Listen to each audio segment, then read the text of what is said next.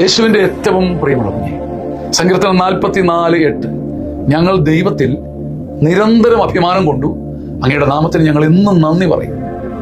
ഞങ്ങളുടെ അഭിമാനം ഞങ്ങളുടെ കഴിവിലല്ല, ഞങ്ങളുടെ വീടിലല്ല, ഞങ്ങളുടെ സമ്പത്തിലല്ല. ഞങ്ങൾ നിരന്തരം ഒരു ഭോഷൻ, ഒരു ബലമില്ലാത്തൊരു കുഞ്ഞ്, ഒരു ഭോഷത്വമുള്ളൊരു കുഞ്ഞ് അപ്പന്റെ കയ്യിൽ നിരന്തരം പിടിക്കുന്നത് പോലെ ഞങ്ങൾ ദൈവത്തിൽ നിരന്തരം അഭിമാനം കൊണ്ടു.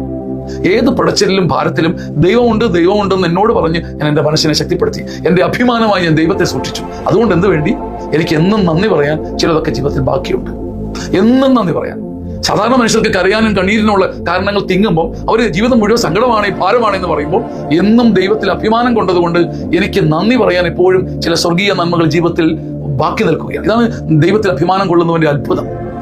മറ്റുള്ളവരെല്ലാം ചുറ്റിത്തിരിഞ്ഞിട്ട് കരയാനുള്ള കാരണങ്ങൾ കണ്ട് മടുക്കുമ്പം ദൈവത്തിൽ അഭിമാനം കൊണ്ട ഒരു മനുഷ്യന്റെ മുമ്പിൽ ഈ പരവതാനി വിരിച്ചതുപോലെ ദൈവത്തിന് നന്ദി പറയാനുള്ള സംഭവങ്ങൾ താലപ്പൊലി പിടിച്ചു നിൽക്കും.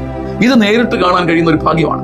എന്തിലും ഏതിലും എപ്പോഴും ഏത് നിമിഷവും ദൈവത്തിൽ അഭിമാനം കൊള്ളാൻ സാധുക്കളായ നിസാരരായ നമുക്ക് സാധിക്കട്ടെ.